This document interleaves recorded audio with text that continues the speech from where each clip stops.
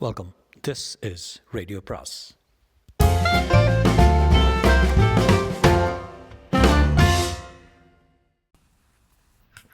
அனைவருக்கும் அன்பு வணக்கம். ராக்கி ரங்கராஜனின் கோஸ்ட் அத்தியாயம் 12. முதலில் எல்லாமே வெறும் பிரமை என்று தன்னுக்குள் சொல்லிக் கொண்டார் ஜமீன்தார் துரைசிங்கம். ஆனால் அப்படி தன்னை ஏமாற்றிக் கொண்டு விட முடியாது என்பதை அவருடைய வயதும் அனுபவமும் உணர்த்தின. சிலு சிலுவென்று இரவு பூச்சிகள் வட்டமடித்து ஓசை எழுப்பும் இந்த நடுக்காட்டில் அரை நிலாவின் வெளிச்சம் மரங்களையும் புதர்களையும் தழுவியுள்ள இந்த நிசி வேளையில் வெட்ட வெளியில் தான் தன்னந்தனியே நிற்பதும் தனக்கு எதிரே அந்த சுருட்டு மனமும் புகை வடிவமும் புலப்படுவதும் உண்மைதான் என்று அவருடைய பகுத்தறிவு அடித்துச் சொல்லியது. இத்தனை வருடங்களில் என்றுமே அனுபவித்திராத ஒரு அச்சம் அவருடைய உச்சி மண்டைக்குள் புகுந்து நரம்பு கால்களில் எல்லாம் ஓடியது. எப்படிப்பட்ட அச்சத்தையும் தாங்கக்கூடிய மனோதிடம் அவருக்கு இருந்ததால் மயங்கி கீழே விழாமல் இருந்ததோடு மட்டுமல்லாமல் யார் சொல்ல என்று வாய் திறந்து கேட்கவும் செய்தார். எந்த பதிலும் வர காணும். ஆனால் கொஞ்சமாக புகையின் அடர்த்தி அதிகரித்தது. சுருட்டின் நாற்றமும் வலுத்தது. கண் கொட்டாமல் பார்த்து கொண்டே அசைவற்று நின்றார். தரையில் கண்ணுக்கு தெரியாமல் ஒரு தூவக்கால் வைத்திருப்பது போலவும் அதில் யாரோ சாம்பிராணியோ அகிலோ போட்டு புகை எழுப்பது போலவும் தோன்றியது. இதயம் படபடவென்று அடித்துக்கொண்டே அதே நேரத்தில் அவர் கண்கள் கூர்மையாயின. திடீரென்றது. சிறிது சிறிதாக அந்த புகைக்கு ஒரு வடிவம் ஏற்படலாயிற்று. ஒரு மனித வடிவம். கை, கால், கண், மூக்கு என்று தெள்ளத் தெளிவான ஓரங்கள் ஏற்படாவிட்டாலும் அது ஒரு இளைஞனின் உருவம் என்று நன்கு தெரிந்தது. அவருக்கு நன்கு தெரிந்த இளைஞன் அவருடைய அந்தரங்க வேலைக்காரன் சோமு. அத்தனை பயத்துக்கும் நடுவே அவருடைய மூளையும் வேலை செய்தது. யார் நீ? சொல்ல போறியா இல்லையா என்று அதட்டியபடியே துப்பாக்கியை உயர்த்தினார் அந்த உருவத்தை நோக்கி. பாயிண்ட் பிளாங்காக ஒரே தோட்டாவில் சுருண்டு விழக்கூடிய இடைவெளிதான் இருந்தது அவருக்கும் அந்த உருவத்துக்கும். அது நகரவில்லை, அங்குலம் கூட நகரவில்லை. துரைசிங்கத்தின் விரல்கள் நடுங்கின. இருந்தாலும் விசையை அழுத்தினார். துப்பாக்கியில் இருந்து தோட்டா சீறிக்கொண்டு புறப்படும் ஓசை கேட்டது. சோமுவின் உருவத்தை அம்பு போல் துளைத்து கொண்டு தாண்டி சென்றது. அவ்வளவோடு சரி. மின்னல் அடிக்கும் நேரம் அந்த வடிவம் கலைந்து சிதறி மறுபடியும் ஒன்று சேர்ந்தது. கால்களை நகர்த்த முடியாமல் நிலை குத்தி நின்றார் துரைசிங்கம். விழிகள் தெரித்து விடும் போல் வலித்தன. அதே கணம் என்றொரு பயங்கரமான சிரிப்பு சத்தம் எங்கிருந்தோ ஒலித்தது. எங்கிருந்தோ அல்ல, சோமுவின் புகை வடிவத்துக்குள்ளிருந்துதான். துரைசங்கம், விடமாட்டேன்டா உன்னை, ஒரு நாளும் விடமாட்டேன் அப்படி யாராவது சொன்னார்களா? அல்லது சொன்னது போல் தனக்கு கேட்டதா? அவர் நிதானிக்கு முன் துப்பாக்கி வெடித்த சப்தத்தை கேட்டு அவருடைய ஆட்கள் அங்கே ஓடி வந்தார்கள். நாய்கள் குறைத்து கொண்டே ஓடி வந்து அவரை சுற்றி சுற்றி குதித்தன. இப்போது அந்த வடிவத்தை காணும். மகாராஜா, என்ன நேர்ந்தது?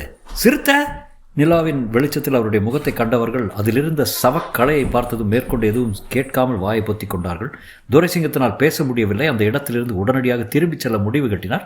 சாடையிலேயே ஆட்களுக்கு உத்தரவு போட்டுவிட்டு அரண்மனைக்கு திரும்பினார்.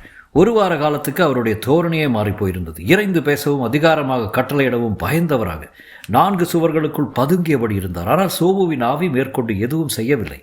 ஆகையால் அன்றைக்கு காட்டிலே நேர்ந்ததெல்லாம் தானாக செய்து கொண்ட கற்பனைகள் தான் என்று எண்ண ஆரம்பித்த சமயம் ஒரு நாள் இரவு அவர் தன் ஹம்சதூளிகா மஞ்சத்தில் நித்திரையில் ஆழ்ந்திருந்த போது திடீரென்று விழிப்பு ஏற்பட்டது. மனைவி இறந்து பல வருடங்களாகிவிட்டிருந்தன. தனியாகத்தான் அவர் படுத்திருப்பது வழக்கம். ஆனால் இப்போது தன் கட்டிலின் அருகே யாரோ நெருங்கி வருவது போன்ற உணர்வு ஏற்பட்டது. தன் முகத்துக்கு வெகு பக்கத்தில் இன்னொரு முகம் மூச்சு விடுவது போல தோன்றியது. அச்சத்துடன் கவனித்த போது தன் முகத்தை ஒரு சொரசொரப்பான நாக்கு நக்குகிற மாதிரி இருந்தது. இரத்தம் உறைந்து உடம்பு சில்லிட்டது. அவருக்கு நக்குவது ஒரு மனித நாக்கல்ல என்று எதனாலோ அவருக்கு புரிந்தது. ஏதோ ஒரு மிருகம், ஓநாய் போன்ற காட்டு விலங்கின் நாக்கு. அதன் முரட்டுத்தனம், ஈரம், உஷ்ணம் எல்லாவற்றையும் அவரால் உணர முடிந்தது. அந்த நாக்கு நீண்டு சுழன்று தன் கன்னத்தையும் ஓவாயும் நெற்றியையும் நாசியையும் நக்கி வருட அவருக்கு மூச்சு திணறியது. வீரிட்டல் அற நினைத்தார். முடியாதபடி தொண்டை அடைத்து கொண்டது. வலுக்கொண்ட மட்டும் ஒரு உதறினார். இல்லாதோர் உருவத்தை பிடித்து தள்ளினார். அந்த பேய் நாக்கு மறுவினாடி மறைந்து விட்டது. தெப்பமாய் நனைந்துவிட்ட தேகத்துடன் ராட்சசத்தனமாக அடித்து கொள்ளும் மார்பை இரு கையாயிலும் அழுத்தி கொண்டு இரவு முழுவதும் படுக்கையில் உட்கார்ந்திருந்தார் துரைசிங்கம். பொழுது விடிந்தபோது அவருக்கு ஒரு புத்தி தெளிந்திருந்தது. அநியாயமாக கொலை செய்யப்பட்ட சோமு தன்னை பழி தீர்க்க பேயாய் அலைந்து கொண்டிருக்கிறான் என்பதில் அவருக்கு இம்மியத்தனை சந்தேகமும் இல்லாமல் போய்விட்டது. உன்னை விடமாட்டேன் என்று அன்றைக்கு காற்றில் ஒலித்த சொற்கள் உண்மைதான். சோமுவை எப்படியாவது சமாதானப்படுத்தி சந்தோஷப்படுத்த வேண்டும் என்று நினைத்தார். அதற்கு ஒரே வழி சோமுவின் இளம் மனைவிக்கு எல்லா வசதிகளும் செய்து தருவதுதான். நல்ல உபாயம் கண்டுபிடித்து விட்டோம் என்று மகிழ்ச்சியோடு நாட்களை அனுப்பி அவளை அழைத்து வர சொன்னார். ஏமாற்றம் தான் மிஞ்சியது. சோமு இறந்த ஒரு வாரம் வரையில் அவள் இங்கே தான் இருந்தாளாம். பிறகு அவளுடைய பாட்டன் ஒருவன் வந்து தஞ்சாவூர் பக்கமாக எங்கேயோ அழைத்து போய்விட்டானாம். எந்த இடத்தில் அவர்கள் இருக்கிறார்கள் என்பது தெரியவில்லையாம். ஜமீன்தார் விட்டுவிடவில்லை. ஜமீன் ஆட்களை அனுப்பி தேடச் சொன்னார். ஆனால் அவளை கண்டுபிடிக்க முடியவில்லை. நாளுக்கு நாள் துரைசிங்கத்தின் அச்சங்கள் அதிகரித்தன. திடீரென்று தன்னை யாரோ மோதிக்கொண்டு செல்வதை உணர்ந்தார். யாரோ தனக்கு பக்கத்தில் நிற்பது போல் இருந்தது. திடீரென மூடியிருக்கும் புத்தகங்கள் பிரிந்து காகிதங்கள் படபடத்தன. ஜன்னல் கதவுகள் எந்த காற்றும் இல்லாத போது மூடி திறந்து கொண்டன. மேஜையும் நாற்காலியும் தரவென்று இழுக்கப்படும் சத்தங்கள் கேட்டன. இதற்கு மேல் சும்மா இருக்கக்கூடாதென்று ஜமீனிலும் அக்கம்பக்கத்திலும் இருந்த மந்திரவாதிகளை வரவழைத்தார் துரைசிங்கம். பேயோட்டுகிறவர்கள் வந்தார்கள். பூசை நடத்துவிடும் கிடா வெட்டுவதும் வேப்பிலை அடிப்பதுமாய் பல நாட்களும் பல ஆயிரம் ரூபாய்களும் செலவழித்தன. ஒரு மந்திரவாதி சோபு வசித்து வந்த குடிசையை இடித்து தரைமட்டமாக்கி விட வேண்டும் என்று சொன்னான். அப்படியே நடக்கட்டும் என்று உத்தரவிட்டார் ஜமீன்தார். ஆனால் எந்த ஆளும் அந்த வேலையை தைரியமாக நிறைவேற்ற முன்வரவில்லை. சோமுவின் ஆவியை பற்றி அவர்களும் கேள்விப்பட்டிருந்ததே காரணம். ஒரே ஒரு வெளியூர்காரன் தான் செய்கிறேன் என்று கடப்பாறை தூக்கி குடிசையின் சுவரில் ஒரு இடி இடித்தான். மறுநிமிடம் பெருங்கூச்சலுடன் மல்லாந்து விழுந்தான். அவன் வாயிலிருந்து ரத்தம் கொட்டியது. கடப்பாறையினால் தன் மார்பில் யாரோ ஓங்கி அடித்த மாதிரி இருந்தது என்பதை திக்கி திணறி சொல்லிவிட்டு இறந்து விட்டான். அதன் பின்னர் சோமுவின் குடிசைக்கு ஒரு மைல் தள்ளியே எல்லாரும் இருக்கலாம். ஆனால் இனி அதிக நாள் உயிரோடு இருக்க மாட்டோம் என்று துரைசிங்கத்துக்கு தோன்றிவிட்டது. திடுப்பென்று தனக்கு ஏதாவது நேருமுன் தனது குடும்பத்துக்கு ஆற்ற வேண்டிய கடமைகளை நிறைவேற்றிவிட வேண்டும் என்று ஆசைப்பட்டார். அவருக்கு இரண்டே பெண்கள் தான். மூத்த பெண்ணுக்கு கல்யாணமாகி ஒரு வயதில் பெண் குழந்தை இருந்தது. இரண்டாவது மகள் ஜெயகுமாரி தளதளவென்று குளித்த இளமையுடன் சொர்ண விக்கிரமமாக வளர்ந்திருந்தாள். அவளுக்கு கல்யாணம் செய்து வைத்து விட்டால் கடமை முடிந்தது என்று தீர்மானித்தார் ஜமீன்தார். அண்டை அசல் ஜமீன்களிலும் ராஜபரம்பைகளிலும் தேடி அலசி சாந்திப்பட்டி ஜமீனின் மூத்த இளவரசரை தேர்ந்தெடுத்தார். வேட்டையிலும் சிலம்பத்திலும் கல்வி அறிவிலும் அழகிலும் நிகரற்றவனாக இருந்தான் வஜ்ரவேலு. திருமண ஏற்பாடுகள் கோலாகலமாக நடக்க ஆரம்பித்தன. அந்த குதூகலத்தில் சோமுவின் ஆவியை கூட ஓரளவு மறந்து போனார் துரைசிங்கம். ஜமீன்தார் கொஞ்ச நாள் சந்தோஷமாக இருக்கட்டும் என்று நினைத்த மாதிரி அதுவும் தலைமறைவாகவே இருந்தது. திருமண நாளும் வந்தது. வடிவேலங்குடி ஜமீன்தாரின் அரண்மனையின் கல்யாண மண்டபம் விழ இடமில்லாமல் நிறைந்திருந்தது. வாத்திய கோஷமும் மந்திர கோஷமும் சேவையை நிறைத்தன. விதவிதமான வண்ணங்களை வாரி இறைத்தன விளக்குகள். வெளியே அதிர் வேட்டுகள் முழங்கின.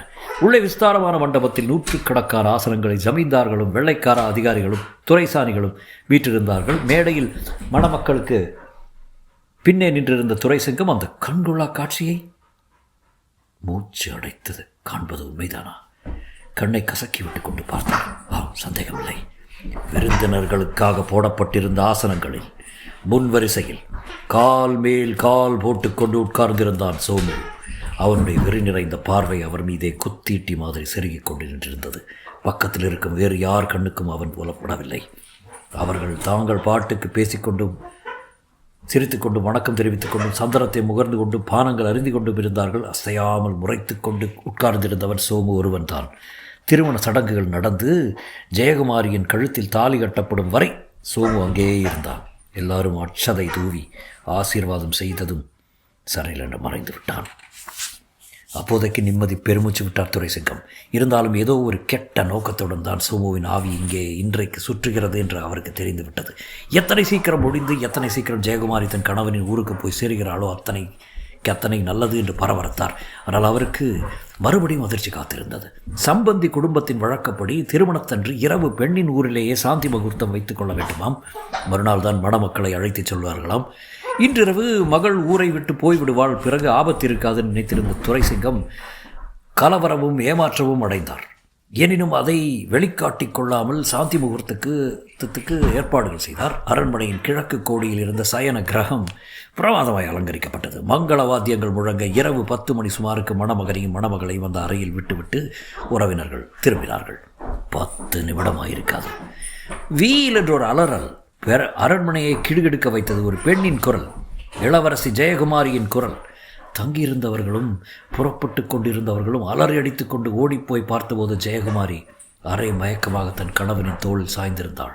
அவள் முகமெங்கும் முத்தாய் வியர்த்திருந்தது. வஜ்ரவேலு அவளுக்கு மெல்ல வீசி விசிறி வீசிக்கொண்டிருந்தான். என்னம்மா, என்ன என்ன என்று பதறினார். ஜெயக்குமாரின் குரல் நடுங்கியது. அது யாரோ என்ன மாப்பிள்ளையிடமிருந்து தள்ளிய மாதிரி இருந்ததப்பா. யாரும் அவளை நம்பவில்லை. ஒன்றுமில்லை, என்ன பயந்திருக்கிறா என்றார்கள். சிறிது ஆசுவாசப்படுத்திவிட்டு எல்லாரும் திரும்பினார்கள். ஜமீன்தார் துரைசிங்கத்தின் மனத்துக்கு மட்டும் தெரிந்துவிட்டது மகள் சொன்னது உண்மைதான் என்று. சோமு என்ற பேய் மிக விசித்திரமான பயங்கரமான முறையில் பழிதீர்க்க ஆரம்பித்திருக்கிறது என்பதை அவருடைய பயந்த நெஞ்சு உணர்ந்து விட்டது. அவர் அப்படி மிரண்டு நடுங்கிக் கொண்டிருந்த அதே சமயம் அங்கே மணமகன் வஜ்ரவேலு தன் புது மனைவியை அணைத்து கொஞ்சிக் கொண்டிருந்தான். ஜெயா, பாரு, ஏன் அப்படி பயந்து கத்துன? என்ன பார்த்தியா என்று வேடிக்கையை செய்தபடி இளந்தளிர் போல் துவண்ட அவளுடைய பொன்மேனியை தன்னோடு சேர்த்து அணைத்து கொண்டான். சிறிது சிறிதாக அவள் மனத்தில் தைரியமூட்டி பட்டு ஆடைகளையும் கெட்டி ஆபரணங்களையும் ஒவ்வொன்றாக களையலானான். அவளுடைய சந்தன செழுமை வெளிப்பட இளமை வெறி அவனுக்கு தலைக்கேறியது. அவளை தழுவி மஞ்சத்தில் கிடத்திய அதே வினாடி பின்னால் இருந்து அவனை எதுவோ இழுத்தது.